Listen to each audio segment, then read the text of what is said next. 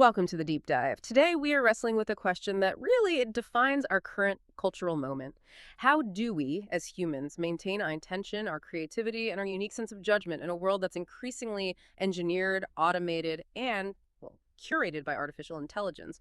We live squarely in the algorithmic era. I mean, AI isn't just a tool anymore. It's a creative partner, it's a critic, a curator, and a predictor. It can produce art that rivals human masters. It can predict our every preference. And in doing so, it subtly curates the very reality we experience. It's so much more than just a technological shift. It's an existential tension. The conversation goes far beyond whether the new AI image generator is efficient or if, Netflix's suggestions are helpful. It strikes right at the philosophical core of what we consider human identity. We are questioning the nature of aesthetic judgment, the purpose of art, and even the scope of free will in this highly optimized world. The speed and, frankly, the successful appearance of AI-based works, whether they are hyper-realistic images or coherent text, have been genuinely shocking to many. And that's precisely because this technology threatens to undermine the social prestige we grant to human creativity. This long-held, almost sacred belief that art is an exclusively human endeavor that by definition cannot be automated. So, our mission today, for you, the learner, is to unpack the source material that dives deep into this collision. We're going to begin by stepping onto the ancient philosophical battlegrounds, exploring Kantian aesthetics to establish a baseline for objective beauty.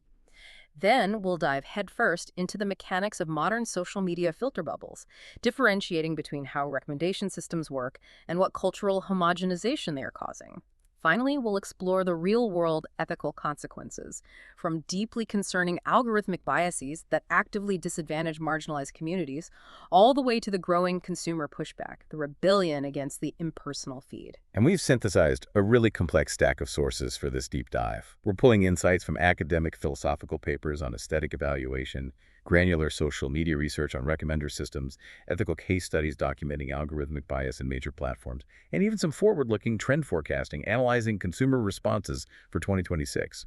This isn't just about what's happening now. It's about understanding the high-stakes trade-offs we are making right now for the future of human discovery. Okay, let's start with the immediate and most visible flashpoint. This idea that AI is somehow cheapening or maybe even destroying the definition of true art. The panic here is palpable, especially in professional creative sectors. I'm thinking back to the Hollywood strikes in 2023. Their demands weren't simply about wages. They were economic and protective, demanding regulations that would guarantee AI use wouldn't reduce the salaries or eliminate the need for the striking creative class writers, actors, and artists. And that tension, it really became a global flagship example of this anxiety. Yeah. It was largely fueled by the criticism that simply feeding an AI with prompts, well, is not enough to qualify the result as art. But what's fascinating, if you consult the forces, is how unoriginal this panic is. If you survey the landscape of technology criticism that emerged post-World War II, the current anxieties surrounding AI sound strikingly familiar. So the argument is that this isn't a new crisis at all. It's just a new technological expression of an old anxiety about culture being overrun by mass production or automation. Precisely. We can trace what some sources call the three waves hypothesis of technology narratives. These are narratives that reliably generate this exact kind of existential anxiety in the creative class. And the motifs are consistent, regardless of the technology. Okay, lay out those consistent motifs for us. What are they? The first and most immediate is always the fear of job loss, specifically for the professional artist. The second motif is the fear of human subjugation to technology, that we will become enslaved to the machine or our own creations. And the third is the proliferation of low-quality, formulaic, or schematic content, leading to the demise of refined taste and quality control. That third one sounds exactly like the early 2000s anxiety about user-generated content, or UGS, back when platforms first allowed anyone to publish anything, regardless of skill. It does. Think back to the major techno-pessimists of the recent past, people like Andrew Keen. He argued vehemently that UGS platforms, by letting masses of amateurs publish content freely, would just flood the internet with low-quality, unverified information and amateur music that would offend refined tastes. His prediction was essentially the demise of music labels and media empires run by credentialed experts. And yet here we are. Those apocalyptic predictions, they largely weren't fulfilled. Professional musicians are still central to the industry, and while the landscape changed drastically, it's difficult to argue that the quality of music has universally declined. And the sources push for this historical reality check for a reason. 40 years after Wilhelm Flesser published his influential work, Towards a Philosophy of Photography, his most dire predictions about the loss of human authorship and control. They also went unrealized. This pattern suggests we have to approach today's AI fears cautiously. They might stem less from an accurate diagnosis of AI's destructive potential and more from a deep emotional need to protect the current, familiar status quo of human artistic dominance and social prestige. And that leads directly to the core anxiety, doesn't it? The shock that technical skill, the ability to render a perfect image, write a perfect sonnet, or compose a flawless musical piece is no longer exclusive to humans. If a machine can execute technical mastery perfectly, often in seconds, what unique role is left for the human artist? The threat is fundamentally one of social prestige. Art, historically, has been the domain of the privileged, individual privileged, because of their unique talent, their ability to perceive reality in a way others cannot, and the validation provided by gatekeepers like critics, gallery owners, and curators. AI success undermines that entire framework. The core threat isn't to art itself, but to the concept of art as an exclusively human activity that cannot, by its very definition, be automated or replicated by a non-conscious entity. So if we want to challenge that anxiety, if we want to judge AI art fairly, we have to look beyond the creator's identity and focus solely on the output. This is where we introduce a powerful, if, well, initially counterintuitive philosophical framework, Immanuel Kant and his concept of disinterested aesthetic judgment. Okay, let's unpack this crucial term for the listener. What did Kant specifically mean by disinterested, and why does he demand that detachment? Kant, in his Critique of Judgment, provided a radical framework for its time, and he argued for a non-human-centered paradigm for aesthetic value, which makes it astonishingly relevant to AI art today. When he demanded disinterested aesthetic appreciation, he meant that a pure judgment about beauty must occur devoid of any concepts, practical interests, personal wants, Right. or, most critically, the subjective state of the artist. Meaning, if I look at a painting, any thoughts about its utility, does it match my decor or its origin? Did the artist suffer or spend years crafting it? All of that has to be purged from my mind to achieve a pure judgment. Absolutely. Kant was rigorous on this point. If your judgment about beauty is mixed with any practical interest, even a virtuous one, like respecting the artist's labor, it is considered very partial and not a pure judgment of taste. For Kant, beauty resides in the object's formal qualities, independent of the conditions that gave rise to the work. So, independent of whether it was generated through human or AI interaction, or the intent of the maker, the aesthetic quality pre-exists the artist's agony. Wow, that is a staggering realignment. If we follow Kant, the emphasis shifts entirely from the creator to the creation. We're talking about pure formalism, aren't we? We are.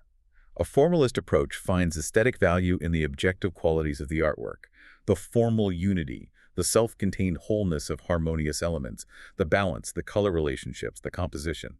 When we apply this rigorous objective evaluation to AI art, the process of creation, whether it took 5 years or 5 seconds, is deemed ontologically unrelated to intrinsic beauty.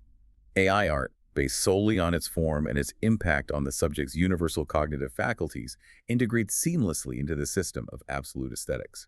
The focus is shifted from the object's origin to its form. So, for the formalist, the prompt writer's creative agony is just noise.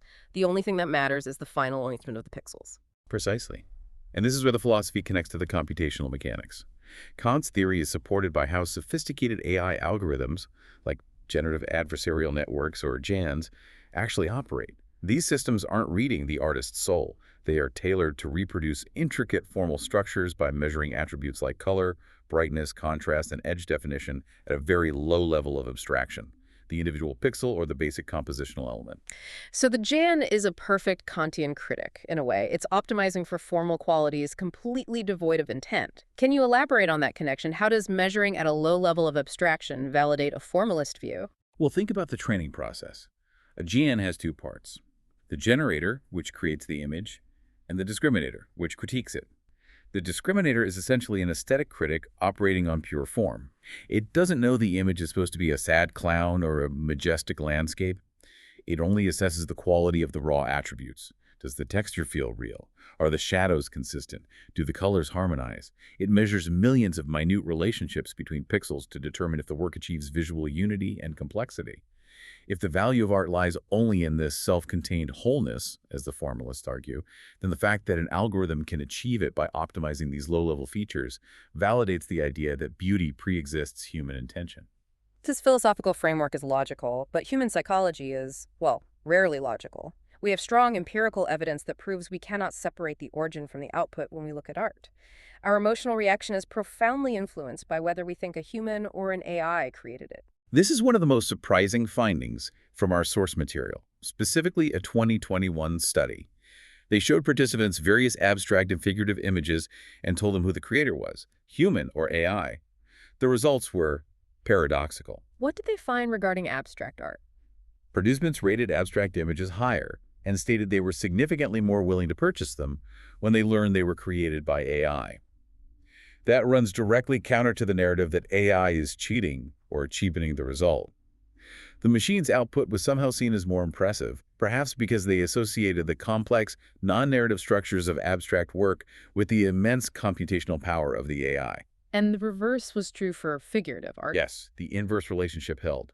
They rated figurative images art that depicts recognizable reality or a narrative much higher and were more likely to purchase them when they were attributed to humans. This suggests an attempt by the participants to reconcile their expectations. They view figurative art as requiring unique human talent, perception, and interpretation of reality, making the human contribution essential to its value. So we value AI for its technical perfection and things we don't expect it to do, but we hold humans to the standard of providing meaning and narrative.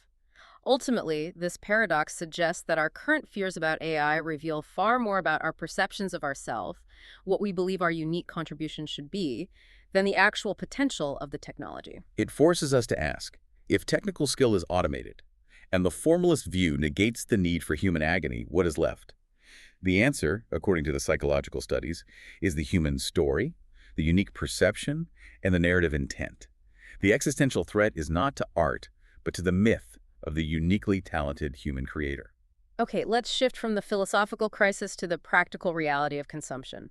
Every single time we open a digital platform, Netflix, TikTok, Spotify, we are immediately subject to recommendation systems. These are not passive tools. They are the proactive architects of our digital reality, designed to deliver relentlessly relevant content. And understanding the mechanics of these systems is crucial because while they serve the purpose of optimization, they fundamentally change how we discover the world. We need to clearly differentiate the two core strategies they employ: collaborative filtering and content-based filtering. Break down the first one, collaborative filtering, for us. Okay, collaborative filtering is the social, collective approach. It relies purely on the aggregate behavior and preferences of a massive user base. The principle is people who have similar tastes in the past will likely share preferences in the future. The system identifies clusters of similar users, say those who listen to 80s synth pop and true crime podcasts, and if you belong to that cluster, you'll be recommended content popular with the group, even if the content itself has characteristics different from what you've consumed before. So it's less about the attributes of the song and more about the collective listening patterns. This is central to features like Spotify's Discover Weekly, right? Discover Weekly is brilliant because it groups music based on compositional similarity derived from collective listening habits. Even if two songs are in different genres, if millions of users consistently stream them together, the collaborative filter says this is a meaningful behavioral relationship, and it pushes the content to you. This filter focuses on user relationships, making it powerful for unexpected, though often profitable, connections. And the second type, content-based filtering. Content-based filtering is the opposite. It's entirely individualistic and item-focused. It doesn't care what other people like. It focuses entirely on the intrinsic attributes of the item itself, its genre, length, key characteristics, metadata, and it matches those attributes directly to your individual profile history. How does something like Spotify use this second method specifically for music? Well, Spotify has a sophisticated content-based pipeline. They analyze artist-sourced, metadata-like genre tags and instrument lists, but more importantly, they use machine learning to analyze the raw audio signals. This analysis can identify the tempo, the harmonic richness, the acoustic properties, the intensity of a track. If your profile shows a strong preference for tracks with a high tempo and complex harmonic structure, the system will look for other tracks with those specific attributes, regardless of what the collaborative filter might suggest. These systems are integrated everywhere. Netflix uses AI not just for the recommendations that pop up on your screen, but for its entire content operation. What exactly does AI do for them beyond just suggesting what to watch next? Netflix's AI is comprehensive. It functions as a predictive layer across the whole company. Yes, personalized content recommendations based on viewing history, search queries, and ratings are the most visible part. but the deeper utility lies in content creation and production. Netflix uses predictive analytics to identify successful plot points, genre combinations, and audience segments before greenlighting a show. They are constantly predicting market success to decide what new shows to produce or acquire. That's a massive investment of computational power into the creative decision-making process. It is. And beyond creation, AI optimizes the entire delivery mechanism. It dynamically optimizes streaming quality based on network conditions globally. It handles content localization, automating the generation of subtitles and dubbing for their massive global audience. And of course, it drives highly targeted marketing campaigns designed to minimize subscriber churn. If the system predicts you are likely to cancel next month, it will aggressively serve up a preview of a show it thinks will look you back in. The ultimate goal is to ensure relentless relevance to maximize user satisfaction and time spent on the platform. When AI is so relentlessly relevant, what is the chilling side effect? You mentioned the homogenization of culture. This is the central paradox. These systems optimize for maximum engagement by prioritizing patterns and known winners over anomalies. When content creators realize that only certain structures succeed in the algorithmic landscape, they replicate those structures. In music, this means tracks start to converge on the same predictable tempo, harmonic complexity, and duration that the recommendation systems favor. We end up with a vast number of personalized feeds, but all those unique feeds are drawing from an increasingly narrow, profitable cultural middle ground. So, paradoxically, the more unique the algorithm tries to make my experience, the more standardized the material it is feeding me becomes. Exactly. Spotify's algorithmic curation actively influences listeners' preferences, promoting content that aligns perfectly with prior behaviors, ensuring satisfaction but stifling genuine exploration. This creates an enormous blind spot for niche content. Subcultures and aesthetic communities like cottagecore or dark academia thrive on differentiation. In the analog world, the underground existed in obscurity, which gave it power. Today, the algorithmic mainstream drowns out that invisible underground because the niche, by definition, is an anomaly, and anomalies don't guarantee engagement. And this loop turns us, the user, into predictable data profiles. It's the commodification of identity. That feedback loop is the algorithmic cage. Every click, every pause, every scroll becomes raw material used to refine the prediction of your future behavior. Individuals are reduced to predictable commodities, optimized purely for engagement rather than exploration or challenge. The profound irony, which the sources consistently highlight, is that the more unique users believe their highly personalized digital experiences to be, the more standardized and easily categorized they actually are. They are perfectly optimized for one specific product themselves. This loss of genuine exploration is tied directly to the loss of serendipity, the happy surprise, the unplanned discovery. If the system knows what I want before I do, where is the space for growth?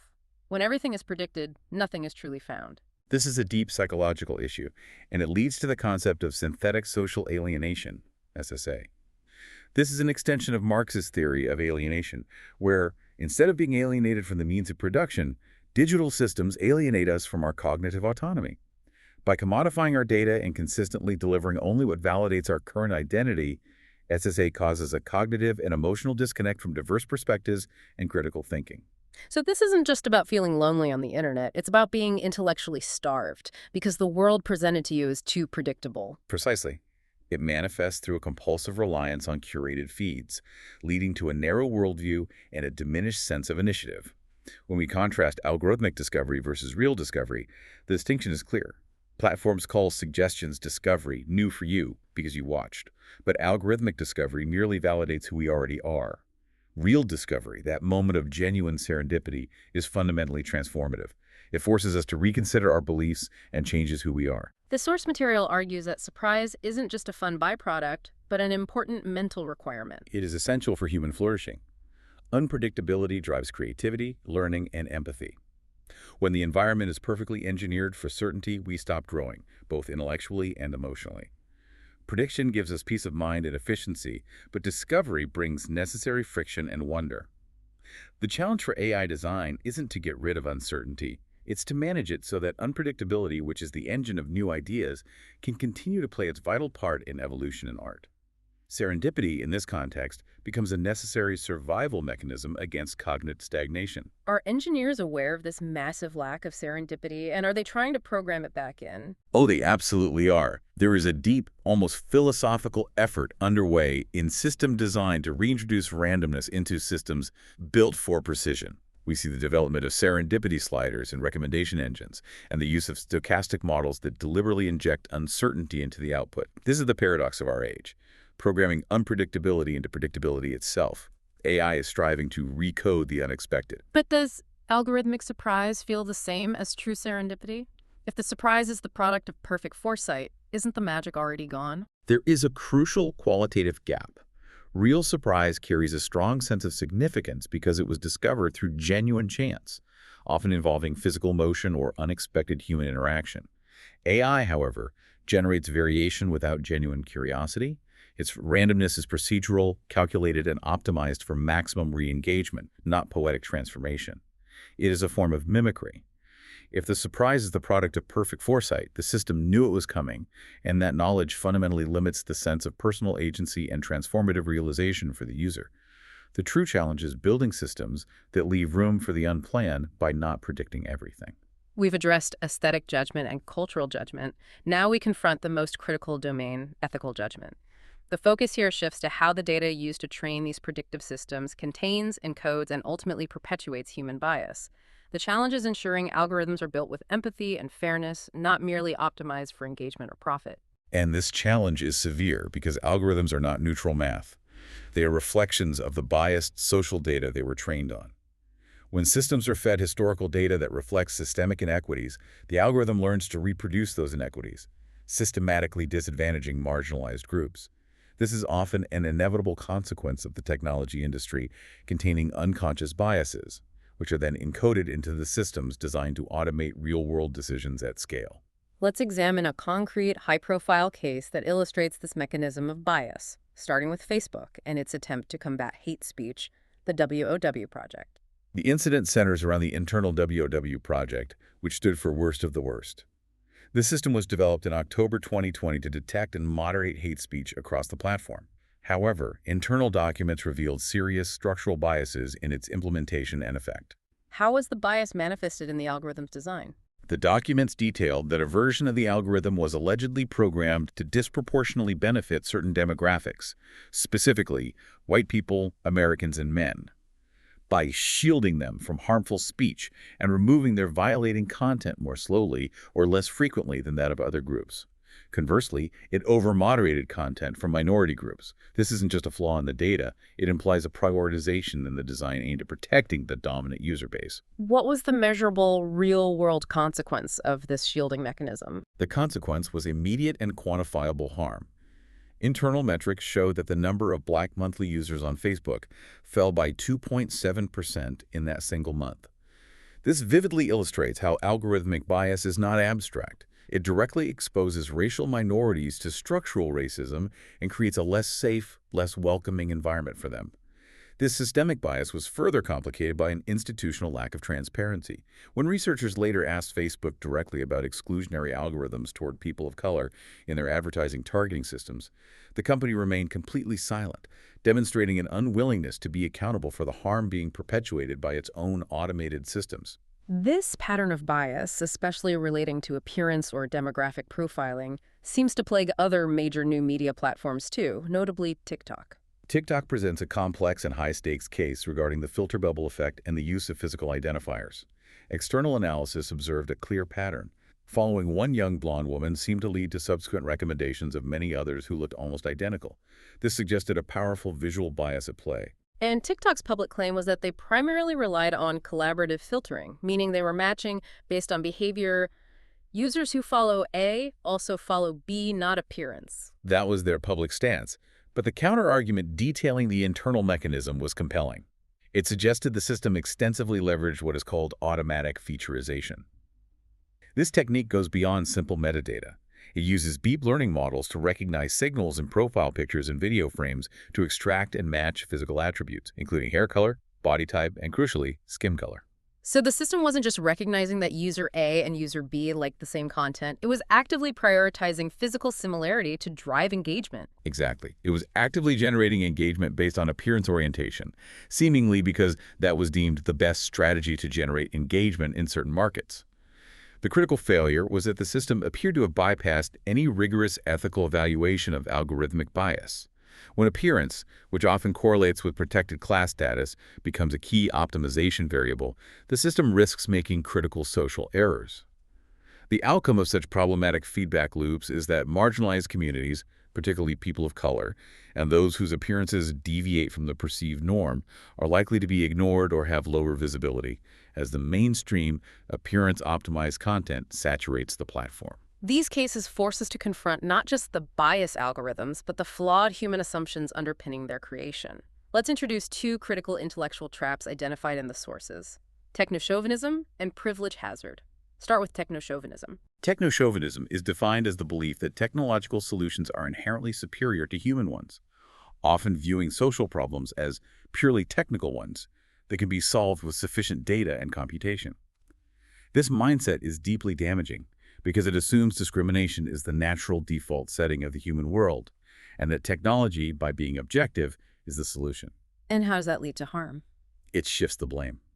Rather than blaming the underlying biases in the systems themselves, which are often rooted in centuries of white supremacy, gender inequality, or ability prejudices, the techno-chauvinist mindset causes victims of the technology to use self-blame.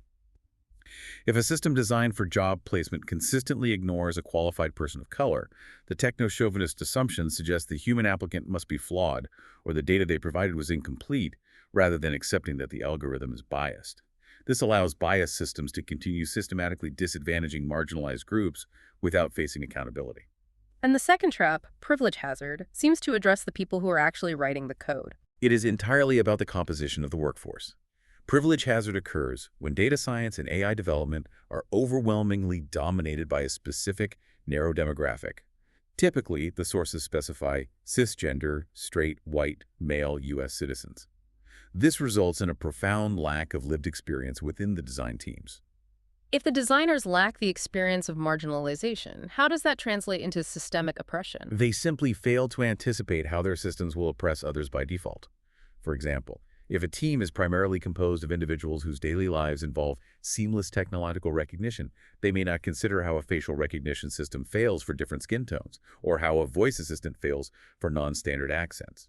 Because this narrow demographic benefits from systemic advantages, the visible hardships and other forms of oppression faced by minority candidates, including recruitment hardship or barriers to technological access, are often not even factored into the initial system design process. The experience of the minority becomes the edge case, rather than a core consideration. This brings us back to the philosophical dilemma of creativity. We want the efficiency of algorithms for washing dishes and solving simple chess rules. But when it comes to intellectual pursuits like art or critical thinking, too much predictability kills interest. This is the reproducibility dilemma. This is the final philosophical clash. Humans naturally seek to algorithmize their intellectual lives to reduce effort and increase efficiency. But in the realm of creativity and aesthetic engagement, there is a fundamental psychological barrier. The moment something becomes fully explainable and reproducible, we cease to find it interesting. Once we can reverse engineer a piece of art or music and perfectly replicate it, the object loses its aura and often moves into the realm of a mere product. Because the great work of art or the great intellectual discovery is defined by that lingering mystery. Precisely. The creative act, to maintain its cultural power, must remain a bit mysterious. It must be that which, even after one has achieved perfect knowledge of it, one is nonetheless unable to produce. We seek the unexpected, the non-replicable signature of genius, whereas AI is designed fundamentally to minimize the unexpected and maximize the reproducible. The tension is real. We prefer automation for life's drudgery, but we reject it for life's meaning. So how do we enforce ethical standards and transparency on systems that are designed for complexity and opacity? What are the scholarly, actionable solutions to mitigating bias? Scholars propose two critical interlocking solutions. First, algorithmic auditing.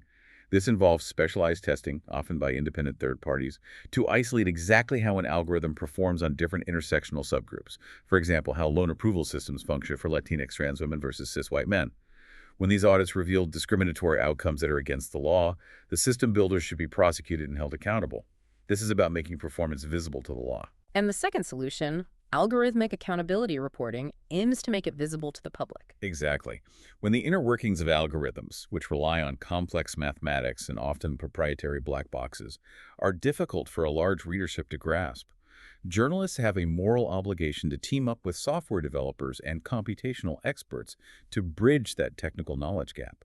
This requires investigative methods, such as scraping public data and detailing research methodologies, to unveil exactly how algorithms work, what they prioritize, and what impact they're having on society. The core challenge remains that news media has been slow to prioritize this transparency, leaving the public susceptible to flawed and oppressive systems. Despite the pervasive power of algorithms to filter, predict, and homogenize, our sources reveal a fascinating countertrend, a growing consumer rebellion against the impersonal feed. People are not passively taking what they are given, they're actively editing in, they're curating experiences that align with how they want to feel, rather than just what a system thinks they want to buy.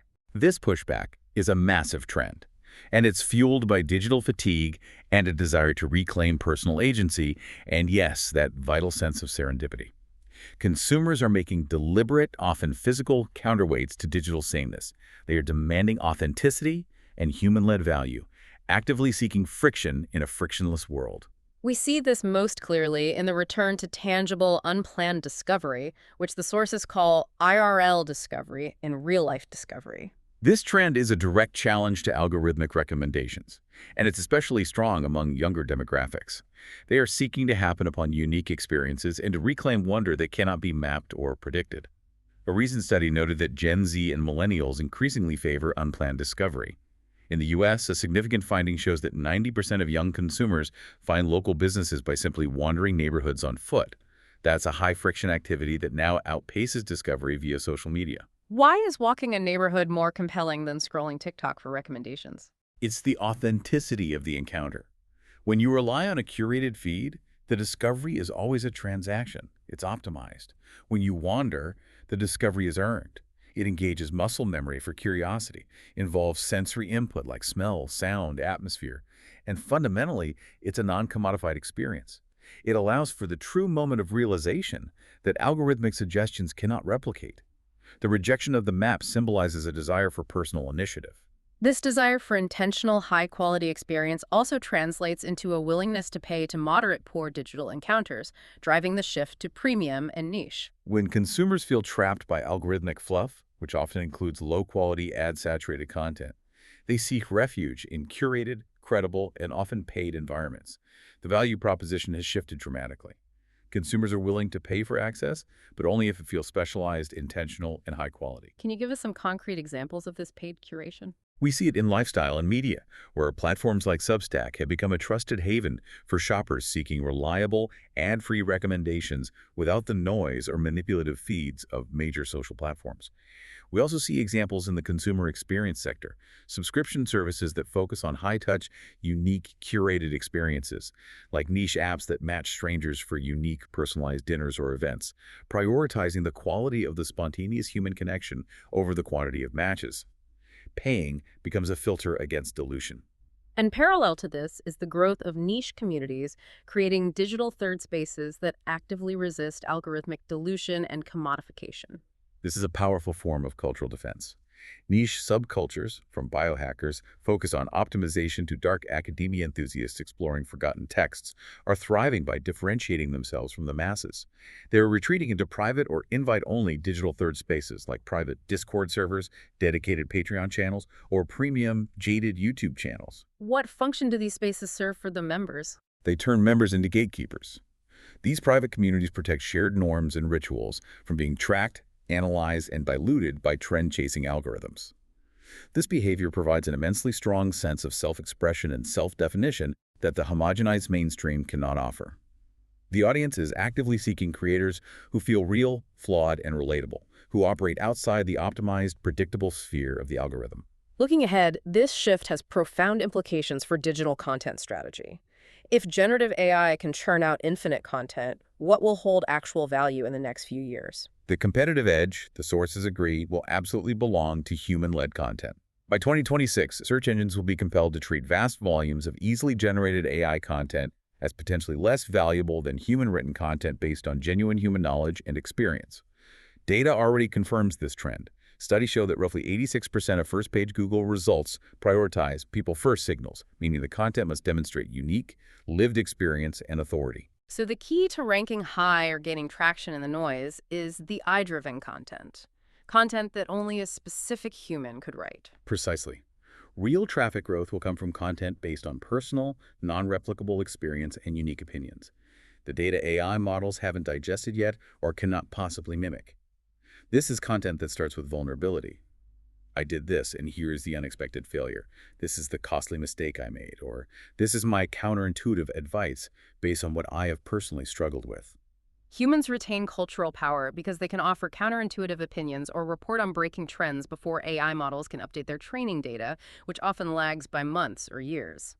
While synthetic creators offer scale and predictability, human creativity holds cultural power through lived experience, vulnerability, and unpredictability. The future requires finding ways to work with AI without losing that essential human voice.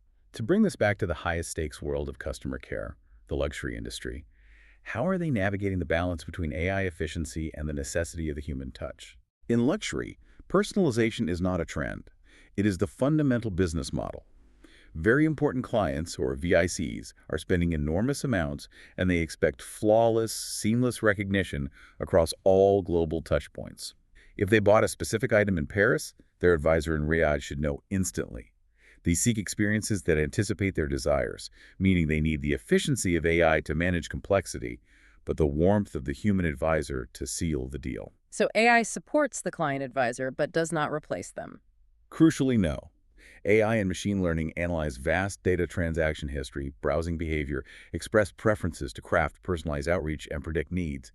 But the successful recipe requires blending this digital intelligence with irreplaceable human instinct. The first step, according to brand analysis, is simple but often overlooked: cleaning up legacy data systems and internal silos, which often derail ambitious personalization strategies. And the localization of that human touch sounds critical. It is essential. Personalization strategies must be localized to respect cultural norms and market behavior. For example, what feels like an intimate, personalized one-on-one interaction in a European luxury boutique might need to be translated into a community event or digital engagement in the Middle East, where the demographic is younger, highly social, and intensely engaged with platforms like Snapchat. They might use augmented reality to virtually try on products within a group setting.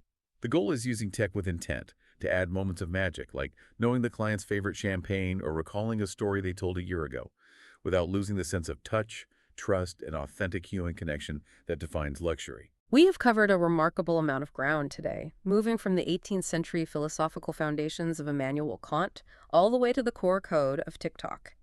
We established that the aesthetic judgment of AI art, under the rigorous Kantian principle of disinterestedness, suggests beauty should be found in form, independent of the creator's origin or agony. Yet in practice, our emotional reactions betray this, revealing a deep-seated anxiety about losing the prestige of the human artist and the sense of unique creation. We then saw how this anxiety translates into the market, where recommender systems, while optimizing relentlessly for engagement, threaten genuine human discovery. By creating highly personalized feeds, algorithms systematically homogenize culture, leading to the risk of synthetic social alienation, where we confuse the validation of who we are with the transformative challenge of who we could become. We must be clear. The randomness AI offers is procedural and calculated, while true wonder is the existential spark that makes human discovery transformative. But the story doesn't end in the algorithmic cage. We're seeing a powerful consumer pushback, a demand for authenticity, transparency, and human-led curation, evidenced by the rise of IRL discovery, where simply walking a neighborhood is preferred over scrolling an optimized feed. The content trends for 2026 confirm this, signaling that I-driven human experience, built on vulnerability and lived experience, will gain critical value over mass-generated AI predictability. The overarching intellectual conflict lies in the paradox of designing systems for unpredictability. Engineers are striving to recode the unexpected using stochastic models and serendipity sliders, but the gap between procedural surprise and poetic, meaningful wonder remains vast. The pursuit of optimization is inherently the pursuit of control, and true discovery demands a surrender of that control. And that leaves us with this final provocative thought for you, the learner. For centuries, rationality was considered the fundamental quality that separated us from machines and beasts. But now machines are rapidly becoming hyper-rational, capable of perfect foresight and optimal prediction. If we as a society choose to abdicate our choices, prioritizing comfort and efficiency over friction and the unknown, If we confuse being comfortable with being happy, what essential part of our essential humanity are we sacrificing?